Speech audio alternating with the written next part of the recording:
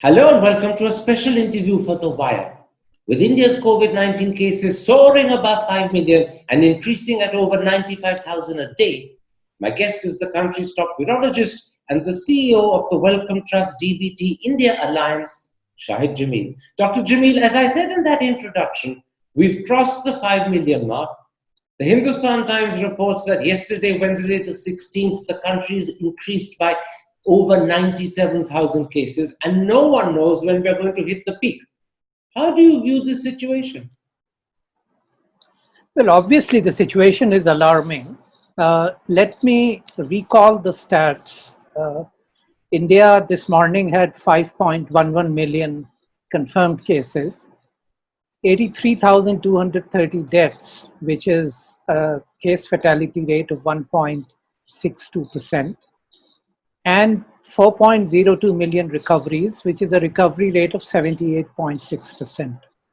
Now, there are two most worrying aspects of the India story at this stage.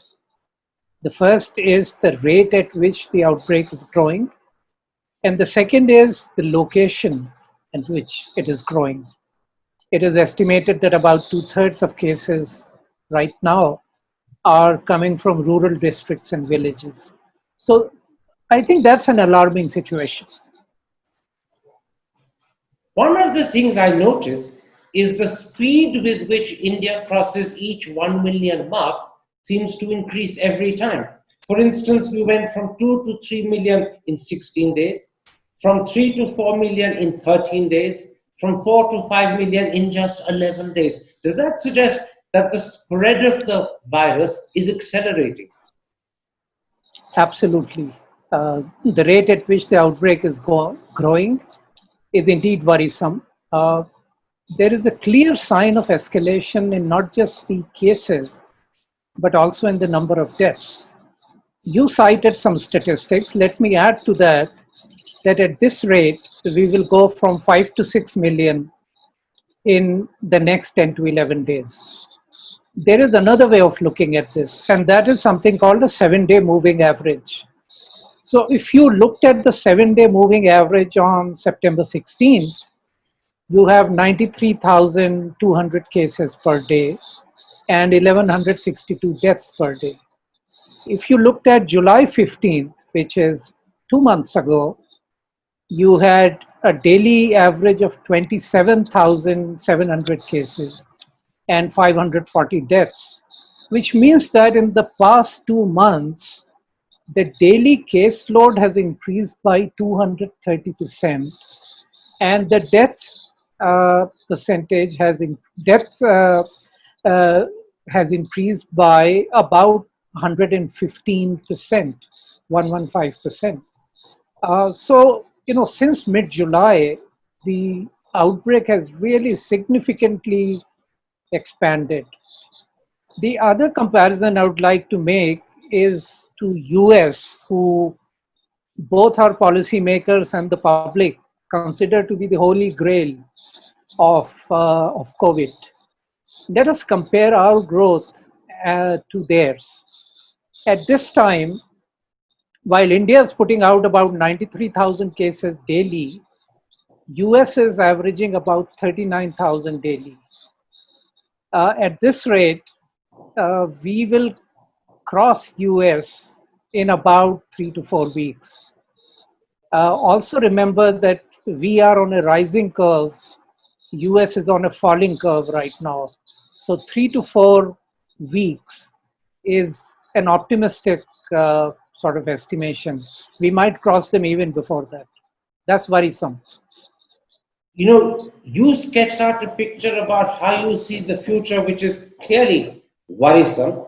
Let me put another aspect of that picture to you as presented by the ICMR when they released the results or published the results of their serological survey done in May and June. They said that for every reported case, India would have somewhere between 82 and 130 unreported cases. Now, assuming that ratio continues to be the same today, wouldn't it mean that when we have 5 million cases, the unreported cases would be somewhere between 410 million and 650 million. Yes, indeed. That is what one can extrapolate from this data. That would also be the presumed infection load, not the confirmed cases. So it's important to make that distinction.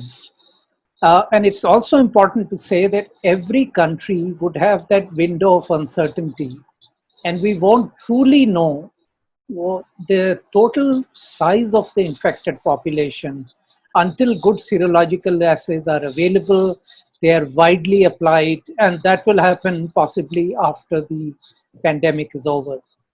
But even if the ICMR results are correct, and I have no doubt to believe that they're not correct, the real numbers are likely to be even higher, simply because the outbreak in India has expanded since mid-July, and the ICMR results that have come in are from the period of early May to early June. But this is a very important thing you're saying. On the basis that the outbreak has expanded since mid July, you believe that the actual number of undetected cases could be higher than that margin I gave of 10 million at the lower end and 650 million at the higher. We could have crossed 650 million, we could be into 700 and 800 million. Well, looking at the data, the logic really demands that. I'm simply going by the data. Let me at this point then put this to you. Almost exactly 6 months ago, on the 18th of March, I interviewed Ramanan Lakshmi Narayan, the director of the Washington-based Center for Disease Dynamics, and he said, and he was applying US estimates to India, he said in the worst case scenario, India could end up with 60% of the population infected, which would be roughly somewhere around 700 or 800 million. At the time, he was not just criticized, he was ridiculed by BJP spokespersons, but also by some very senior journalists. Today, it turns out that actually he was pretty close to spot on. Karan, I remember 18th of March very well, and I remember it for a different reason. We closed our offices in Delhi and Hyderabad on 18th of March because we decided that public transport in both these cities were becoming very unsafe for our people to come to work. But then I remember that in the evening, all hell broke loose when Ramanan's figures were put out in the public domain. You know, even to many public health experts, his numbers looked ridiculous. And, you know, I must say that a lot of energy was spent debating his numbers. Unfortunately, most of that energy was heat, and there was very little light in the arguments that were put forward. I also remember a conversation I had with Ramanan after that, and I congratulated him for being, of having become so popular. And, you know, he said that all he's doing is taking into consideration India's high population density and poor healthcare infrastructure. And he said that only time will tell whether he's right or wrong. And I believe he appears to have been proven right. Absolutely. Today he is vindicated. All I'll say is that that estimate that he gave on the 18th of March was on this show to me, and I'm very glad to be able to say today, as you confirmed, his estimate has been vindicated. But let me cite almost an opposite example. On Tuesday, that's just 2 days ago, the Director General of the ICMR, Balram Bhargav, said, and I'm quoting him, we distributed the curve in a way that we didn't have a huge peak at all. Now that seems to suggest that the Indian authorities believe they manage the curve. And it also seems to imply that we have no great problem with the fact that we're increasing at 93, 94, 95,000 cases a day. What do you make of Dr. Bhargav's comment? Well, Karan, how does one respond to that? except to really feel sorry for ourselves. Uh, Professor Bhargav is an important man. His words mean much, and therefore he must use his words very judiciously. I believe he's also in the best position to advise the political leadership, for which his only consideration should be public health, or rather, I should say, the health of the public. ICMR Ministry of Health's position, even today, after 5 million cases, is that there is no community transmission in India. This defies logic. But beyond that, I believe it has done harm to control efforts by just making the public very complacent. So I think people in important positions must choose their words wisely. I get the feeling that you're disappointed both by the ICMR and perhaps, if I could add, particularly by Dr. Bhargav. So I think you're being very kind. Yes. You mean you're more than disappointed? All right. I think that laugh says it all. Now, on Tuesday, on the very same day that Dr. Bhargav spoke, the Health Secretary Rajesh Bhushan said that India has only got 3.6% cases that require oxygen, only 2.1% cases that require treatment in an ICU, and 0.3% cases that require ventilator support. Assuming that the figures he's giving are correct and there's no reason to doubt them, doesn't that suggest that our cases may be increasing exponentially, practically at 100,000 a day? And we don't know if the rate of increase will get even worse. But it also seems side by side that the vast majority are either asymptomatic or very mild. Would you agree with that?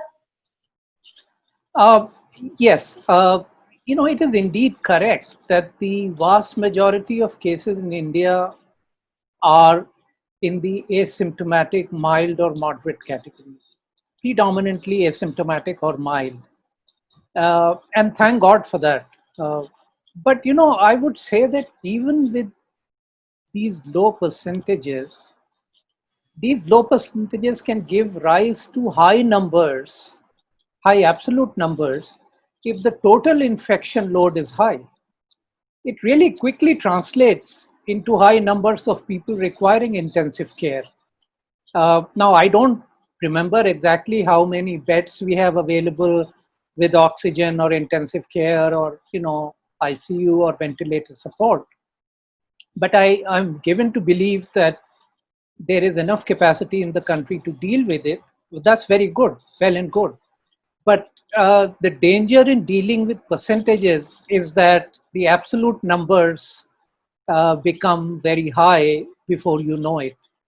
Let me also add that mild infections, the good recovery rate is also a tribute to our doctors, our nurses, our other healthcare workers who have kept severity and mortality fairly low and the recovery rate high. So let us not forget people at the front lines Absolutely. who are doing this. But you're making a very important point. You're saying that even though the percentages in terms of people needing oxygen or ICU or ventilator are very, very low, because the total number of cases is huge and growing, in absolute numbers, it can actually be a lot of people needing oxygen, a lot of people Yeah. needing ICU, a lot of people needing ventilator support. And that, in a sense, is hidden or disguised when you only talk in terms of percentages. And that's a very Yeah. important point to make because people, You know, when the, what let me just add that bear that in percentages, mind. let me add that percentages don't tell the actual picture.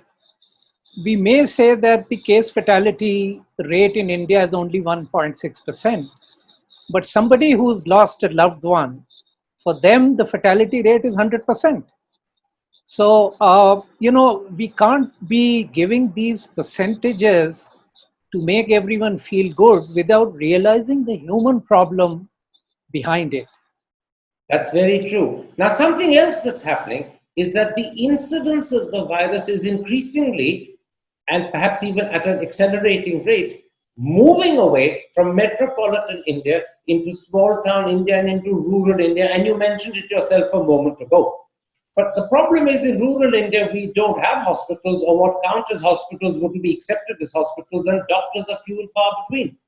How worried are you about what could be the outcome in rural India? This is a real cause for worry. I mean, there is inadequate primary and secondary healthcare infrastructure and staffing in many areas, including especially actually in rural India. Let me also add that over the past 3 decades, India has really made some impressive progress in healthcare indicators such as life expectancy, under five mortality. Uh, we have made moderate gains in the percent of stunting and underweight children.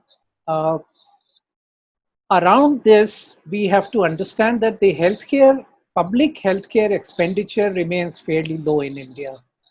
Uh, about 80% of healthcare, uh, you know, goes out of the pocket, and this turns thousands of people below the poverty line every year. So let's keep that into consideration. In India, there's also a workforce crisis, a health workforce crisis. The WHO recommends that there should be 22.8, let's say 23 doctors, nurses, and midwives per 10,000 population. India is just below that at about 21. But then the most populous states, the northern states in India, are much below that, the average. Bihar is the absolute lowest with a figure of 5.3. So, these are all concerns to worry. Absolutely. Let me just finish about the healthcare worker issue. It is estimated that only about a third of all healthcare workers in India practice in rural districts or villages. The doctors are even a smaller percentage of this, and only 15%, 14 or 15% diagnostic facilities are available uh, in these parts of the country. So this is a real cause for worry. But there is also an opportunity here as the outbreak is moving towards the villages. The opportunity is that villages are not as densely populated as cities, and we can control the outbreak there far more effectively than we have been able to control in the cities. So So it is let's to use that use, opportunity. so it is to use a cliche, a question of pluses and minuses. The minuses is the very poor healthcare system in villages, Yes. accentuated by the fact that the virus is growing, particularly in UP and Bihar, where the healthcare is perhaps worst of all. But the plus is that the density of population in rural India is such that we can actually control the virus more easily than we can in urban India. But side by side with this problem is another one that hasn't got attention because COVID is dominating our minds at the moment. And because COVID is dominating our minds, people who need treatment for other problems, heart or diabetes or TB or blood pressure, are not getting it. And also, children are being born who perhaps are not getting the inoculations they need for diphtheria, whooping cough, and a whole lot of other things. We are therefore building up behind COVID a lot of other problems that are going to hit us at some point of time. Yes, absolutely true. If you can't do, let's say, elective surgeries today, these become emergency surgeries tomorrow. That's just one example. And even though data from India is actually quite poor as to what has been the impact of COVID on maternal and child health, on immunization rates, on something as critical as tuberculosis, which India has vowed to eradicate by 2025, 5 years ahead of the global goal. We have no idea of what's happening out there to all these diseases. And if you allow me at this point to do some advertising, I will say that my own organization, the DBT Welcome India Alliance, has formed a partnership which we call a catalytic partnership for COVID with another organization called Research Triangle International, their India office. And we plan to really use institutional resources to address the impact of COVID on exactly these sorts of things. Other health systems, what is the effect on nutrition, rural health, NCDs, mental health, immunization? This is a hugely important area.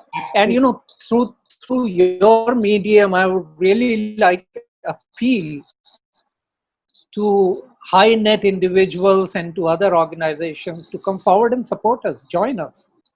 This is hugely important for India. That's a very important appeal you make, and I wish you good luck in the job you're doing, because I think it's very important that all the other healthcare requirements that are being ignored are attended to and attended to expeditiously. But let's come back to the here and now, because at the moment, the here and now is a matter of increasing concern, and many people are very worried about the COVID situation facing the country. Now, the government takes great comfort and reassurance from India's mortality rate, which as of this morning, Thursday the 17th, is 60 per million. But the truth is that whilst our mortality rate may be low, that of all our neighbors is even lower still. So is it lower still when you look at countries further afield like Indonesia, Philippines, Thailand, Malaysia, and the whole of sub-Saharan Africa is below us. So the question I want to ask is this. First of all, our mortality rate being low is not an unusual factor. It seems to be a trend in all, if I can use that word, third world countries. We're not exceptional. I agree entirely. I mean, if you look at the data, India, you yourself said it's 59 or 60 at this time. You look at countries in our neighborhood, Bangladesh and Pakistan have 29 per million. Nepal has 5 per million. Sri Lanka has 0.6 per million. Every single country in Southeast Asia is lower than India. We have this tendency to always look west. Let's try and look east and see what's happening. So, yes, coming back to this, I believe that there is a biological reason for it. Simply because a lot of people in this part of the world are exposed to all kinds of infectious diseases. And therefore, I believe that our innate immunity is, uh, is always stronger, can be mobilized quickly. And it has been shown that this virus is very sensitive to innate immunity. So if we can have good innate immunity, it controls the virus in our upper respiratory tract, doesn't let it go into the lungs where it can cause severe disease. So I Let me, believe there is a biological reason. let me ask you two quick questions about the mortality rate. First of all, do you believe that India is accurately counting COVID deaths, or is it underestimated? There are many people like Professor Mavlankar of the Public Health Foundation, like people who've been writing articles in the Hindu, Hemant Shivade, Giridhar Gopal, Anand Krishnan, who firmly believe, although to a different extent in each case, that we are underestimating. Anand Krishnan has gone so far as to say nobody believes the figure. So let me just say that death would be undercounted in a pandemic all over the world, uh, simply because sometimes you just don't know. In India, where in the best of times it is estimated that only about 20% deaths are institutional, registered, and a cause of death ascertained, we can expect the numbers to be underestimates. To what extent, it's hard to say. But I must say that in COVID, it's hard to miss deaths because most of the deaths are happening in hospitals, Okay. at least the counted deaths. So it's really a matter of debate how much one is undercounting. But let me say that there is undercounting everywhere. Let me put you another concern about India's obsession with the mortality rate. The word obsession was used to me by Ashish Jha, a professor at the Harvard Global Health Institute. He says, this is puzzling, it's not meaningful, and his explanation is that when in the fullness of time, we know how many infections there were and we know how many deaths there were, The mortality rate, he says, will be roughly the same for every country, around 1.5%, 2%. And therefore, this obsession, to use his word, with the low mortality rate is misleading, it's almost deceptive. Yeah, so I do agree with Dr. Jha. He's talking about the infection fatality rate, not the case fatality rate. What we are talking about today is the case fatality rate. In India, for example, the case fatality rate is 1.6%, when the average case fatality rate the world over is roughly 3.5%. So we're talking of different things, but I do believe that once the outbreak is over, once we have the tools and the time to do proper surveys, the infection fatality rate, which is really a reflection of the virulence of the pathogen, is going to be roughly the same all across the world. Let me at this point raise two issues that are matters of great interest, maybe even of concern to audiences. Because as you know, audiences are learning more and more about COVID, and there are two things in particular they're focused on. The first is this question of herd immunity. Given that it's Right. quite possible that the total number of undetected infections in India could be 600 million, maybe 700 million, are we getting close to herd immunity levels, or is herd immunity a concept to do with vaccinations, which is wrongly applied in this case? Yeah, so there are a couple of issues here. Herd immunity applies more to vaccination, not to disease. It also applies to closed groups, communities, or ecosystems.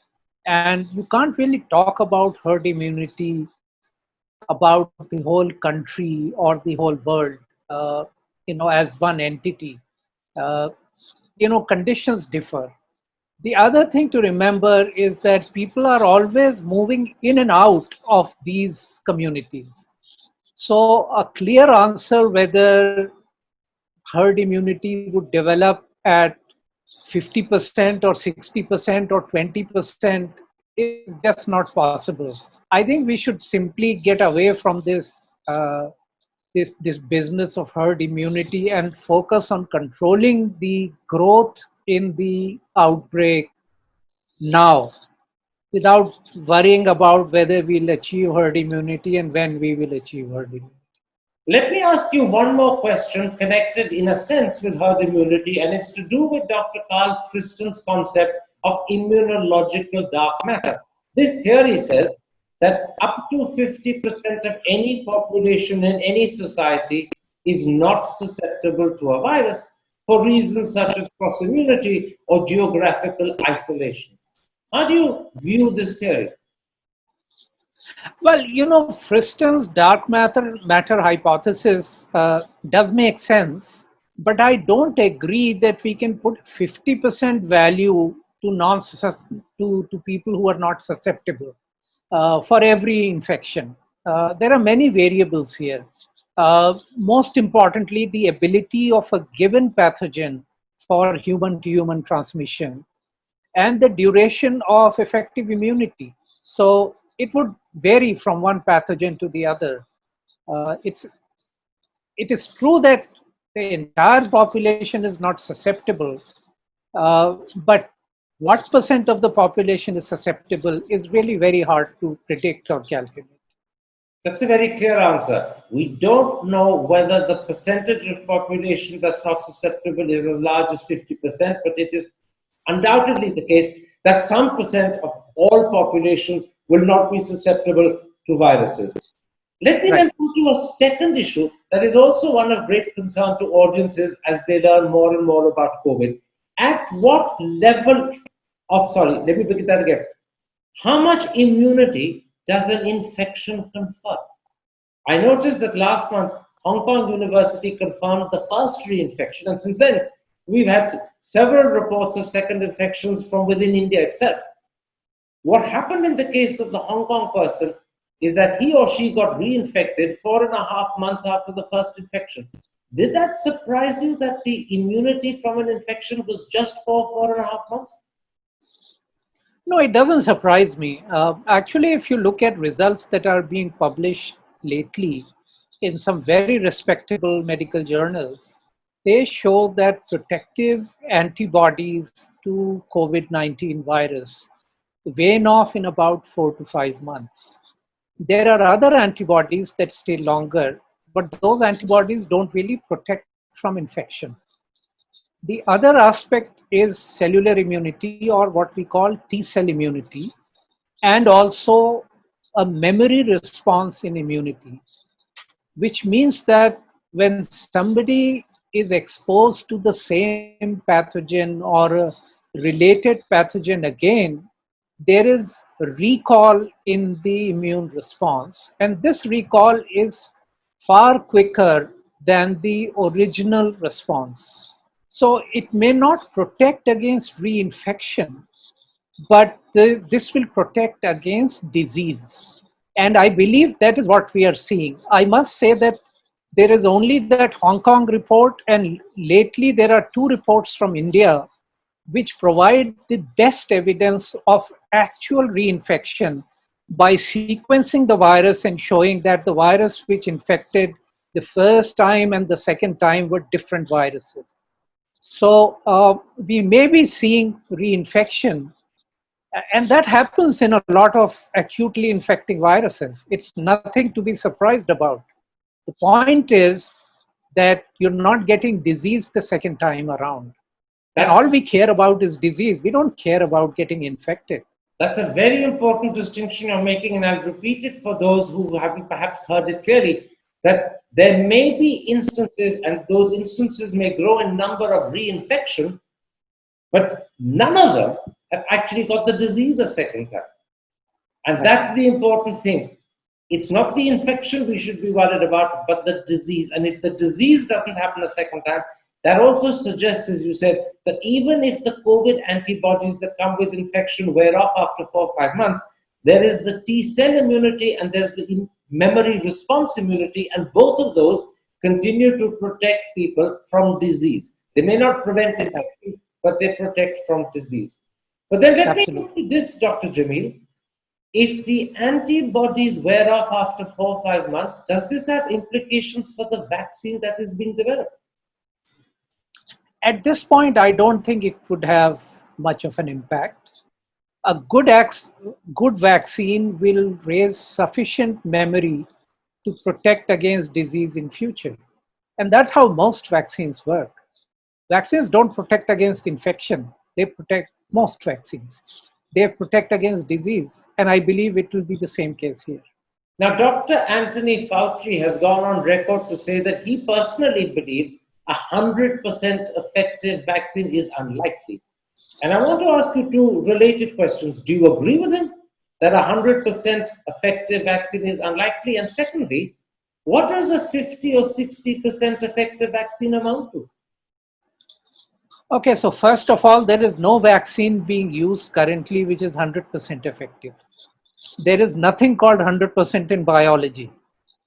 So let us understand that even the hugely successful oral polio vaccine, which has eradicated polio from not just India, but almost the entire world, also causes poliomyelitis, the disease, in 1 out of 1 million cases of vaccination. So let us understand this, that there is nothing called 100% in biology. Now, there has to be a threshold for how effective a vaccine can be. And this efficacy is determined in phase 3 trials. The US FDA has gone on record to say that they will not approve any vaccine that shows less than 50% efficacy.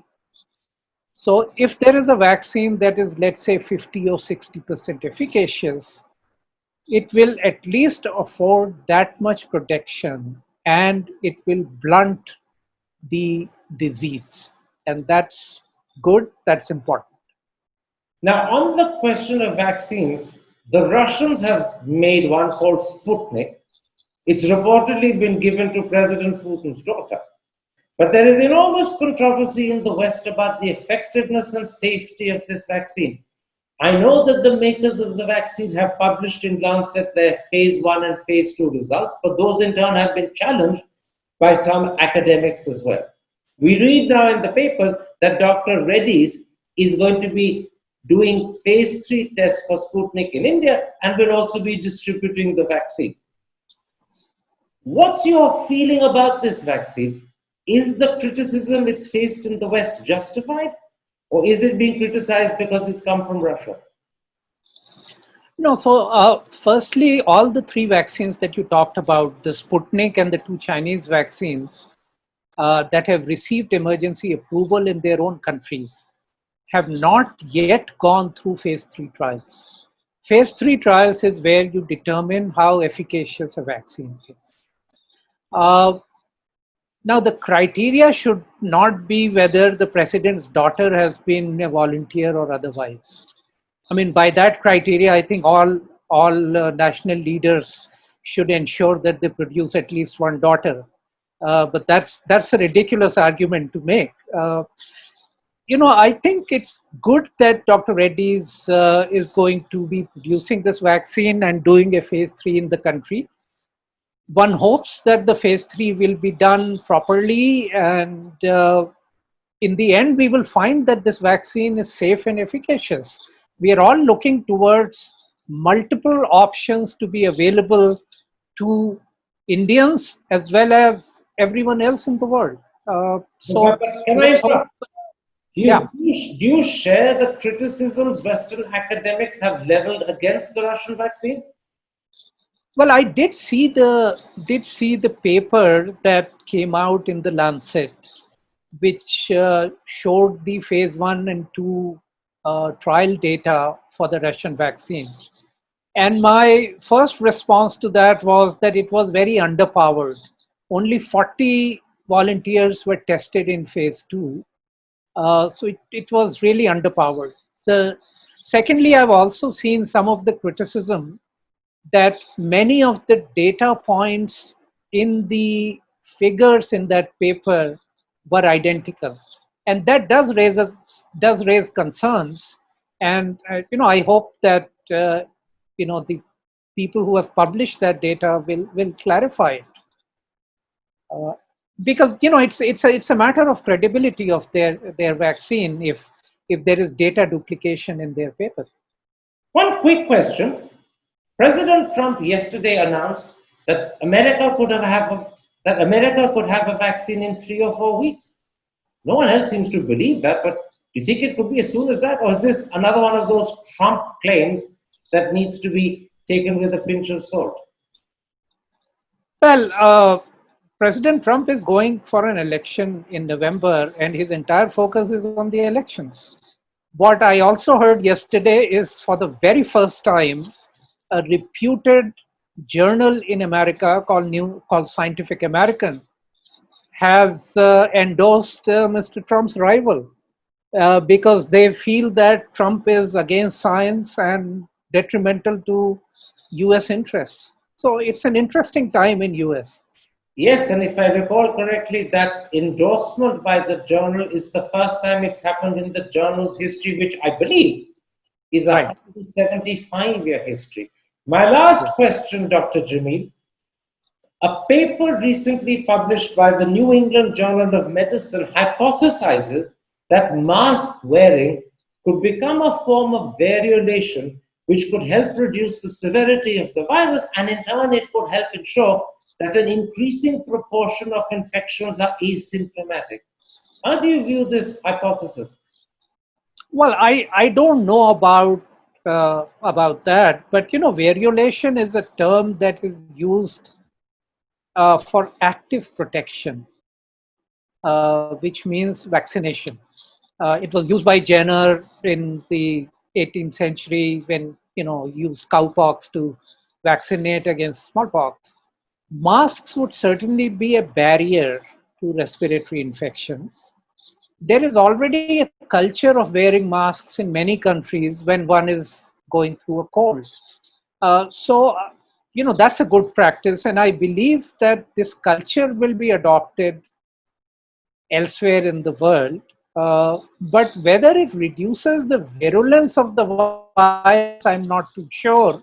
Viruses such as this virus, acute respiratory viruses, over time reduce their virulence in a population simply because it helps the virus spread better, and also because increasing numbers of people get infected and therefore are protected from disease. So mask wearing, you believe, will become a habit because it's a good Yeah, practice. yeah. But It would be a cultural you thing. question whether mask wearing will reduce the virulence of the virus. You question, therefore, this claim of variolation. Yeah, I don't think mask wearing is going to reduce virulence of the virus. Virulence of the virus will reduce when the virus has infected enough people and has therefore raised immune memory responses in people. On the cultural side of it, and just to end on a funny note, my wife was telling me the other day that women's dresses are now being sold in the market with masks made out of the same cloth, so matching masks. Uh, Maybe somebody should pay attention to men as well, and at least make sure that we have matching masks for our shirts and blazers. Absolutely, Dr. Jameel. They used to say that gentlemen ensure that their shirts and socks match. Now, maybe gentlemen Right. have to ensure that their shirts, socks, masks, and tie match. Absolutely, absolutely. And let Yes, me add, for a Sardarji, maybe the pagri and the mask would have to match. that's right. Too Yeah. many contrasting colors. Yeah, so actually, COVID is starting a new fashion trend. Absolutely. And that is one small unintended benefit that we'll all become Right, conscious of how we look. On that right. lovely note of humor, thank you very much, Dr. Jameel, for this interview, and in particular for your insights into how you believe COVID is going to fare over the coming weeks, and in particular for pointing out that the total number of undetected cases would be much higher, or at least higher, than even the extrapolation from the ICMR figures, and we could be somewhere near 700 or even 800 million. I think it will make people sit up and think very carefully about the situation the country faces. Thank you very much indeed. Take care. Thank you. Stay safe. Thank you. Bye bye.